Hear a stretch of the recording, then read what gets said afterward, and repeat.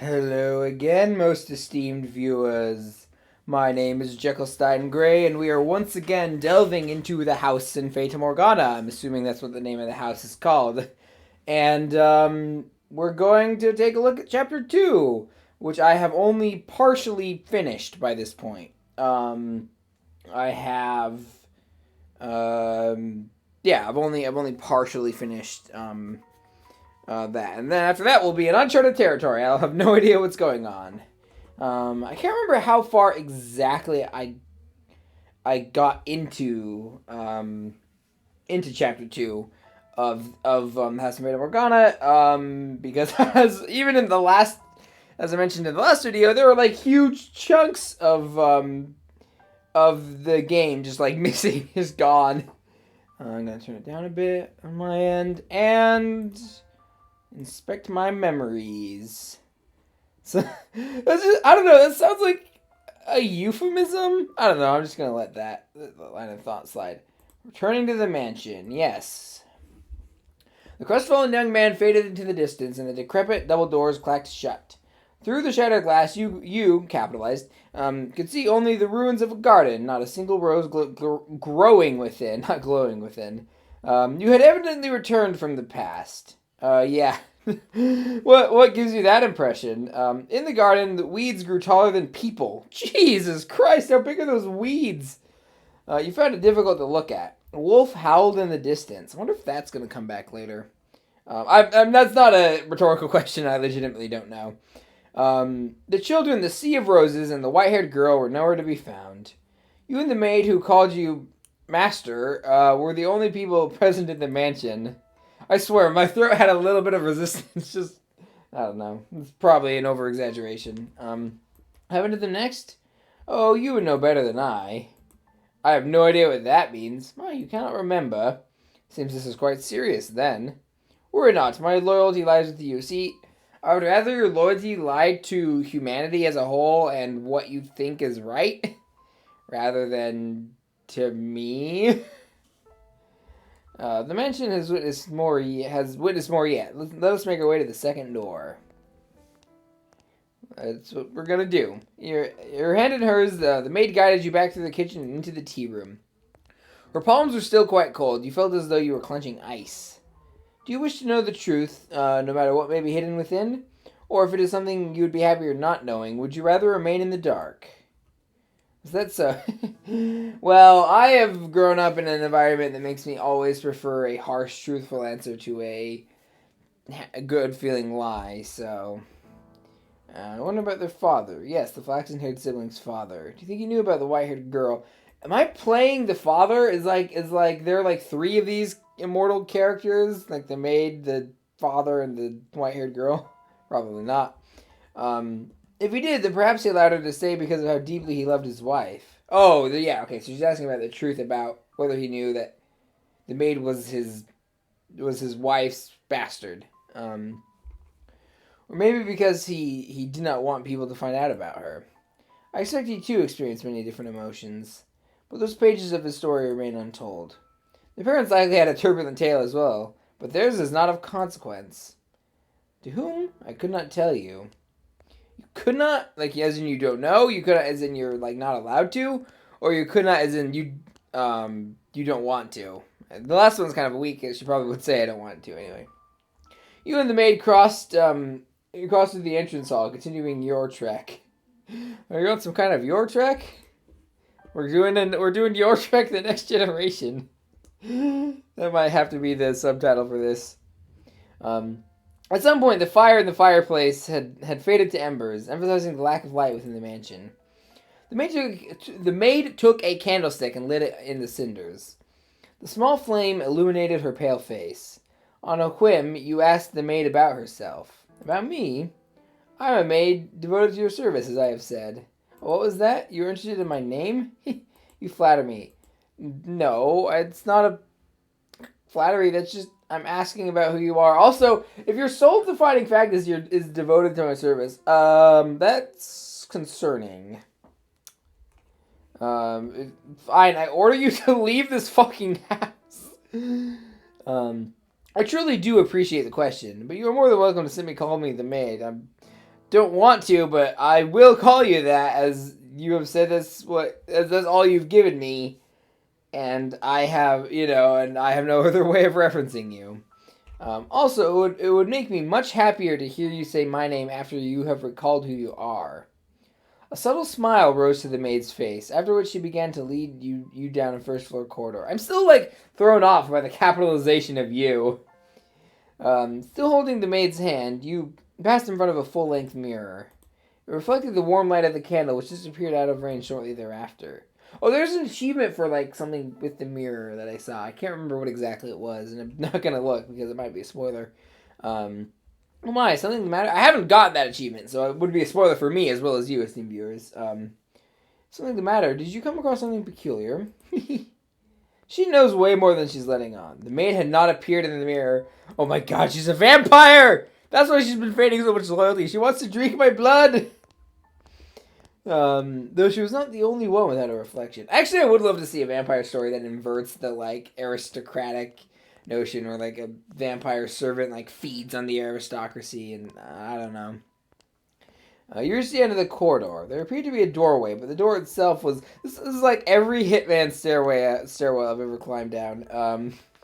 There appeared to be a doorway, but the door itself was long since gone, leaving only a hole in the wall to frame the stairs behind it. Without hesitation, the maid descended into the darkness. You have more interest in this mansion than a mere maid, do you not? I mean, the mansion looks cool and it's all atmospheric and stuff, but it's not a mysterious flesh and blood human. Okay, well, she may not be, literally human in the physical sense, but she's certainly a sapient being, Though it pains me to say as much as in your presence, this house is cursed. Yes, it is a curse that runs deep. As you just bore witness to, the majority of those who dwell within these walls fall into misfortune.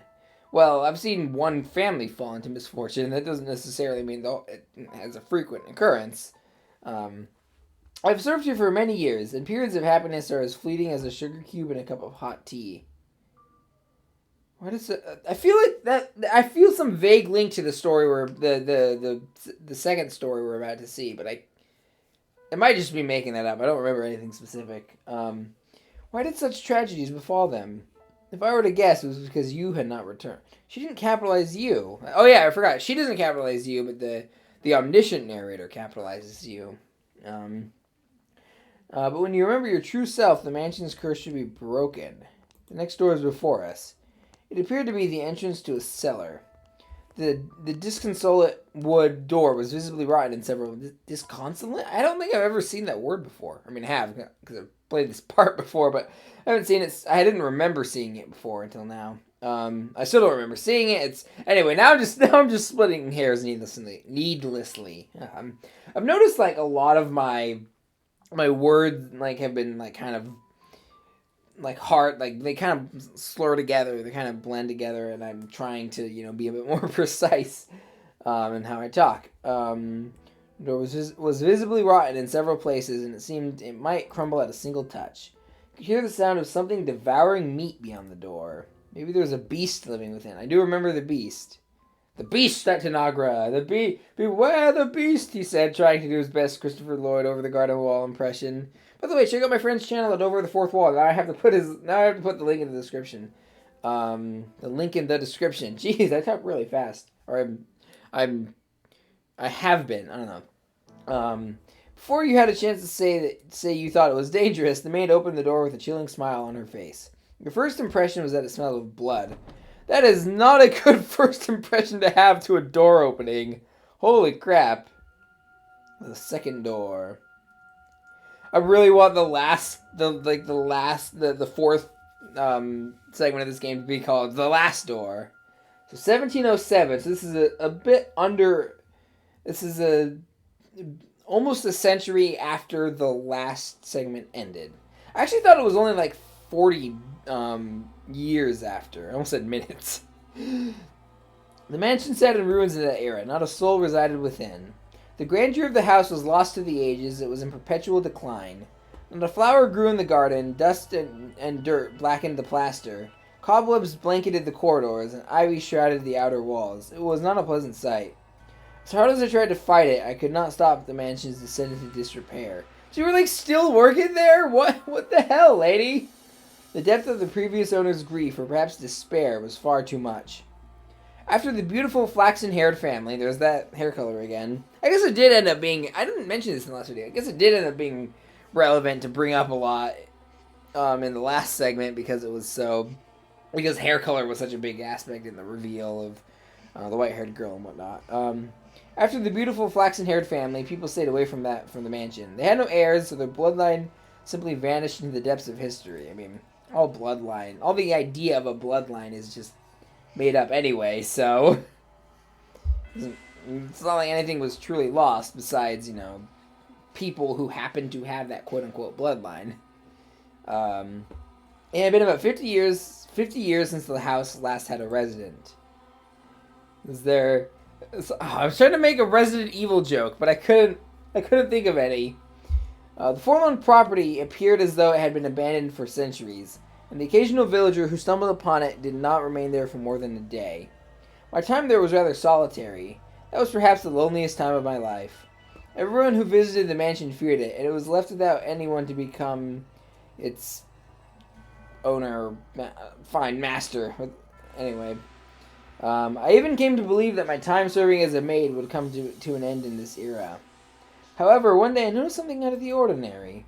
As a servant of the house, interesting phrasing, she's a servant of the house, not of the people within it. I am almost immediately aware of any new presence within its walls, and there appeared to be someone downstairs. Can you imagine just how delighted I was? The part of me was anxious about what kind of person I might find. The possibility that it could be you had my heart aflutter. How old is my character? Jesus Christ! Anyway, the possibility that it could be you had my heart aflutter. So resisting the urge to rush, I headed to the basement. Oh yeah, because, I guess you wanted to remain poised or something? The cellar was where red wine, smoked meat, and other preserved foods were kept. By that point, the wine was practically antique. Wouldn't that make it more good? I don't know very much about alcohol. As I had expected, a man had made his way into the cellar. So no one there. Although I am unsure if referring to him as a man is entirely accurate. There's those X's again. Oh my, this is quite something. The beast at Tanagra. The very first thing I sensed was an almost unbearable stench. The odor emanated from the man, heightened by the food he had carelessly rummaged through. Blood-red liquid spilled from wine barrels, soaking the floor. Hopefully that is wine, but something tells me it's blood. The sunken eyes had a piercing wolf-like glimmer in them. His teeth were sharp and yellowed, visible as he ripped into a chunk of meat. He grumbled in a seemingly inhuman tongue. I was looking at a beast, or perhaps a half-beast. It sounds like a Dungeons and Dragons, player race. There's another source of odor in the room, though. It had something of a kind of metallic tinge to it, and when I noticed this, I nearly passed out. The red liquid was not just wine, as I had assumed. Does your nose not work? Is that why you couldn't smell the stench of blood that I apparently immediately sensed? The beast had, I presume, stolen a weapon from the village. A sword far too nice for him lay on the floor by his side. I could hardly imagine how many people's lives he had taken with that blade. It was visibly wet with blood, even in the darkness of the cellar, but at the same time it had an imposing gleam. The fine, luscious aroma of the wine could not mask the stench of blood and the beast. Holding my breath, I took a few moments to ponder. Ponder what? Oh, Tell me, were you summoned here by the mansion? That is a very... I guess this whole situation is strange, but it still strikes me as a very odd way of saying, like a very odd first conversation. You see this like half beast who's like drinking blood in your cellar, and you're like, were you summoned here by the house? Did you come here knowing what kind of place it is? If you are in want of money, you're welcome to help yourself to some of the furniture. And imagine the villagers would be willing to welcome you if you dress yourself up a bit more like a person. Then you can trade the furniture for food and make your way to a larger town. The wolf will be able to fool the innocent little girl simply by putting on clothing. After all, Jesus Christ, do you not hear yourself, the maid? Oh dear, I'm afraid you wouldn't understand me. Wait, hold on. What was the last bit? What am I to do? I was in quite the predicament.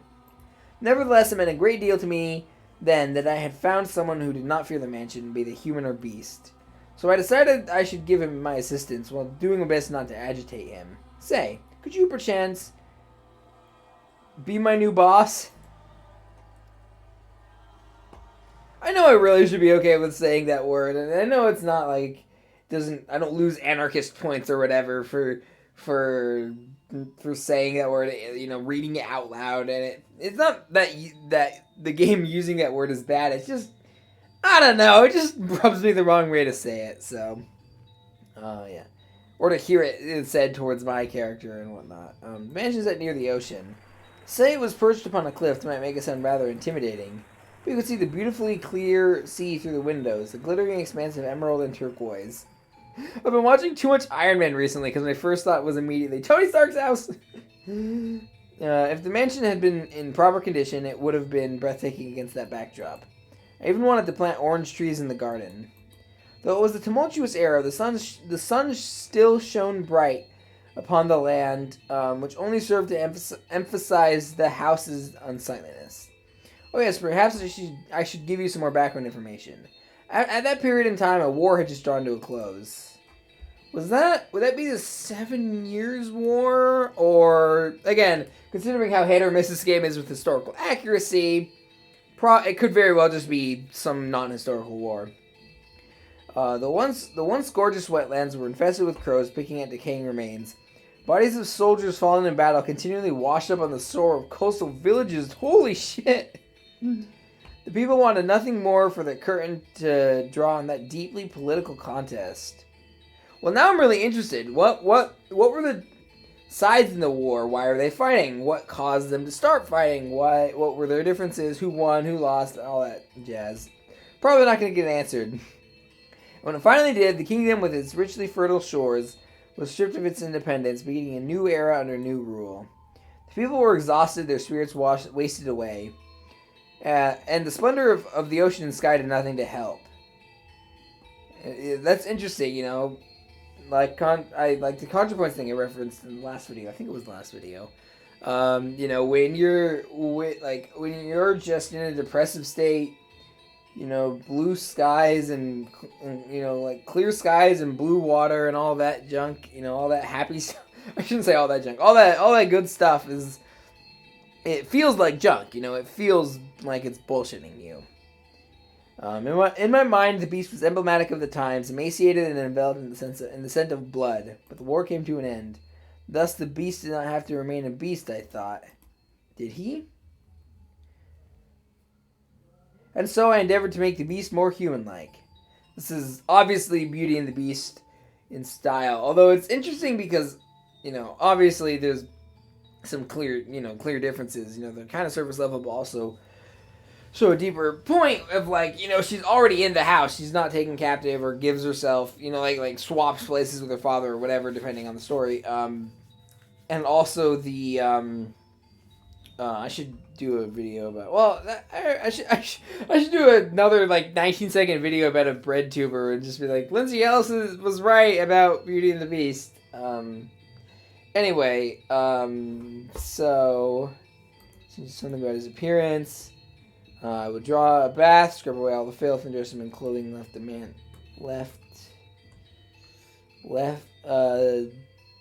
the mansion. Sorry. However, having sat and used her, this song is really interesting. It's it feels more like everything else. It feels very unconventional. It's just a bunch of bells that are banging together, but it doesn't feel bad or out of place. However, having sat and used for 50 years, the majority of garments have been devoured by insects and were of little use. So I searched the mansion, top to bottom, for anything the beast could wear. I heated up some coals and set to work ironing what I found. In some ways, this has a lot in common with. In some ways, there's a weird similarity in Beauty and the Beast. Well, to Disney's Beauty and the Beast specifically, which I actually watched for maybe the first time. Certainly the first time in my memory recently. And it was. One of the things that stood out to me was that the Beast didn't. I always thought, the Beast, wanted. Once she, gave herself, they turned in, like, I don't know how to phrase it. When she took her father's place, that's a good way of saying it. When she took her father's place as the Beast prisoner, she was like,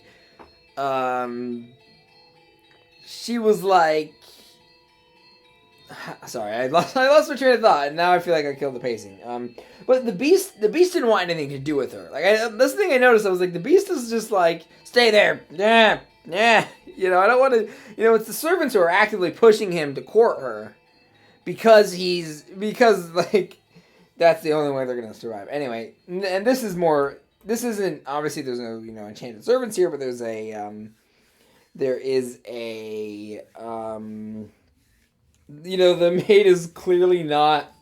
The maid is like taking this thing pretty well. Anyway, they somewhat resembled kettles. Sorry for that tangent. I even prepared meals for the beast in order to teach him proper table manners. Although I feel like you should probably start on the not drinking blood part and not the table manners part. It kind of feels like you're skipping a couple steps there, the maid. Although the mansion in a nearly uninhabitable state of disarray, there was only so much I could do in the kitchen. The only supplies I had to work with were what was left in the cellar. Such I was not able to put to use the cooking skills I had learned in the Flaxen-haired family's time. Now, you mustn't eat with your hands. Now, this reminds me of another scene from Beauty and the Beast. Do you want to get your fingers and face dirty? You eat using a knife and a fork. See, like this. I feel like I'm teaching a young child. Maybe I also should subtitle this, The Maid and the Beast. It's even the right number of syllables. Was that, oh my, what are you holding your head for? Oh dear, perhaps I should be teaching you to speak before table manners. Yeah, well, lesson better learned late than never, I guess. I just put my other headphone in to see if there was any part of the song I was missing, but sometimes they do that. It doesn't seem like that's the case. Worry not, we have plenty of time. You didn't act so frightened. Or perhaps you do not want to be understood at all. It's always a possibility. Would you be so kind as to tell me your name? You are for now. Still a guess. It is too soon for me to call you my socially obligated role that I'm also like. Well, actually, that was just my interpretation. She would probably just be like, "Yeah, that's what I'm supposed to do. I'm the maid." Why am I mistaken? Your name, that's what people call you. How about I start by telling you my name? I am called B.E. Oh, that's Bestia. Bestia? Is it pronounced like Hestia? Is Hestia pronounced Hestia? I don't think I've ever actually heard someone say Hestia out loud, or Hestia. I'm just gonna say Hestia, because that's what I know, anyway. It's not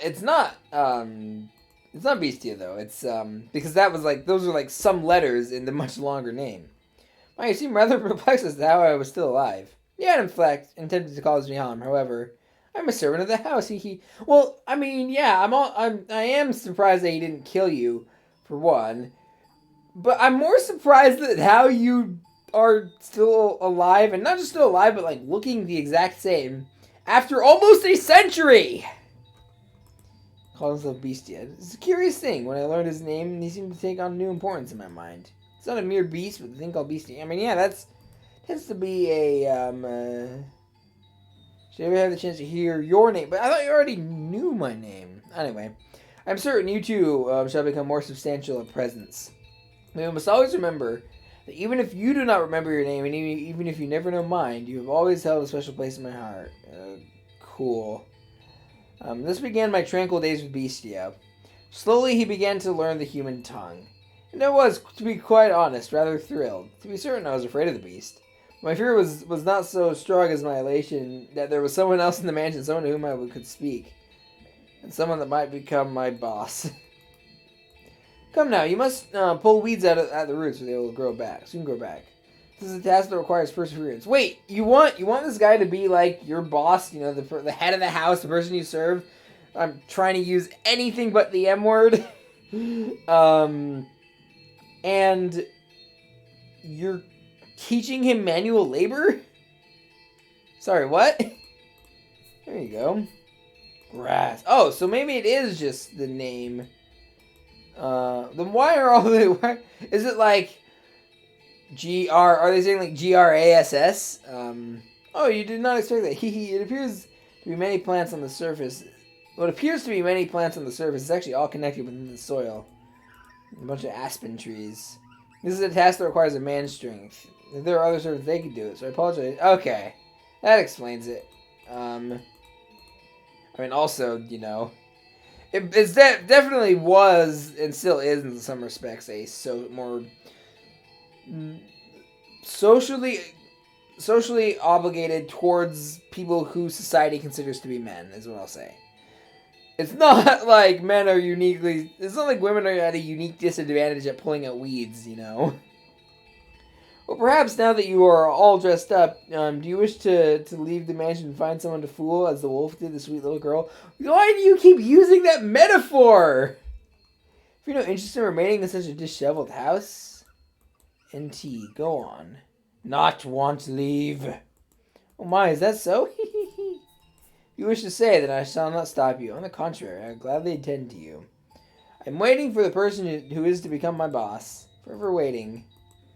I should be able to watch over you until the day you depart this world, old and wrinkled. Do you not believe me? Are you interested in becoming the head of this house? Will be. I have to wonder if you know what you are saying. Though it matters little whether you do or not. Why, look at that. You would have really just accepted anyone who came along, wouldn't you? Now this brings back memories. This is called a rose. Do you know what a rose is? It is a type of flower.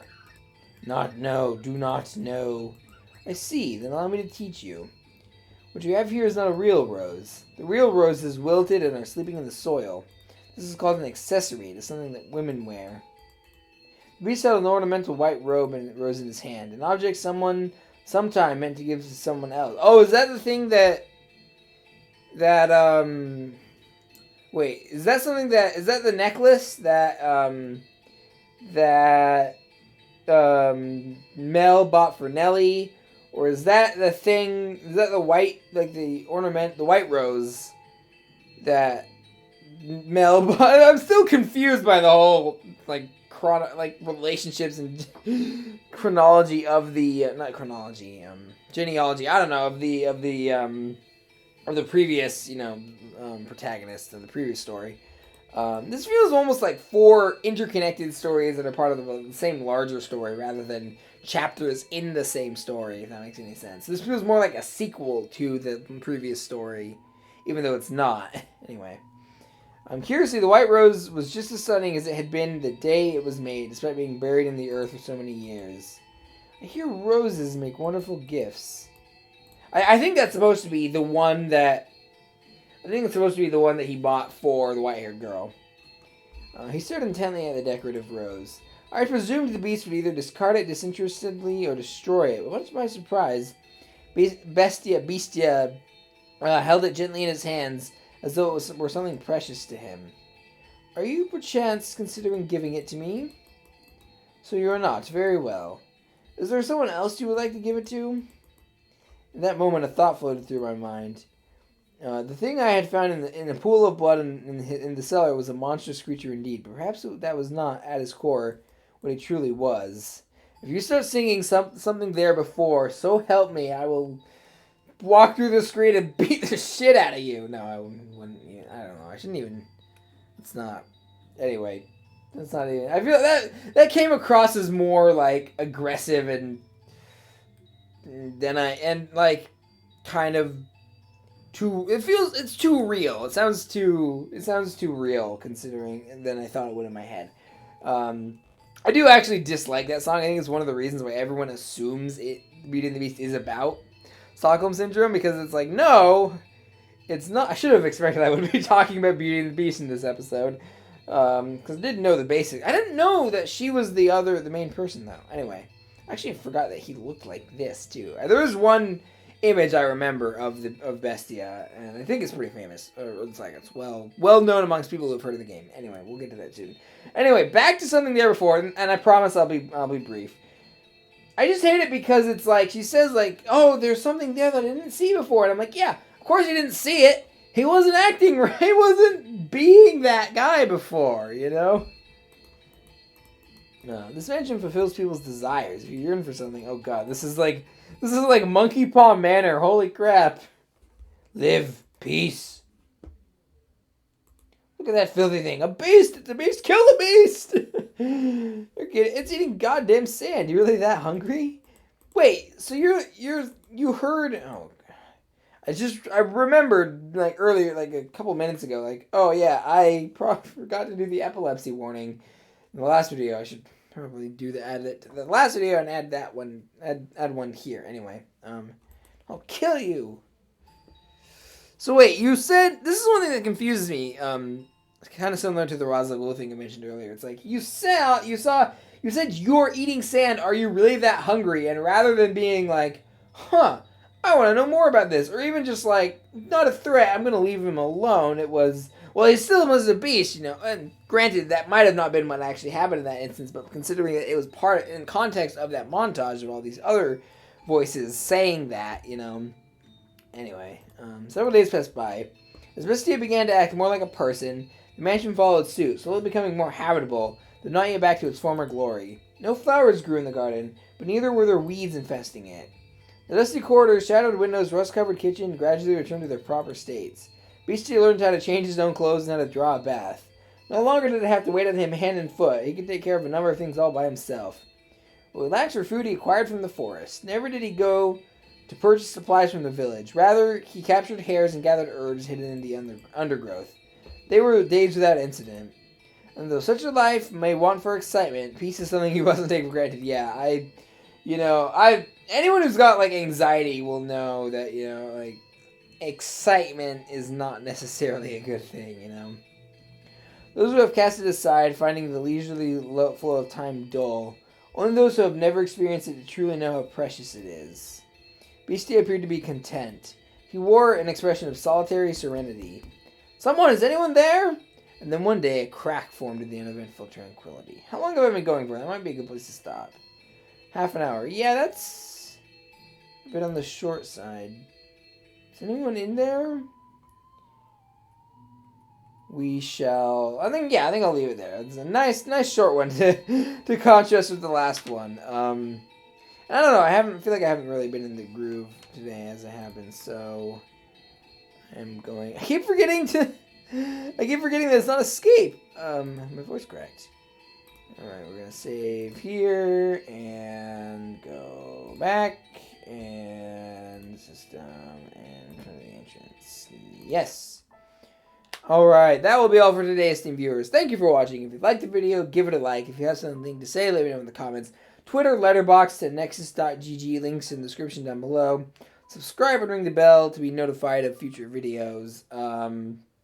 And I think that will be all. Yeah, check out Over the Fourth Wall.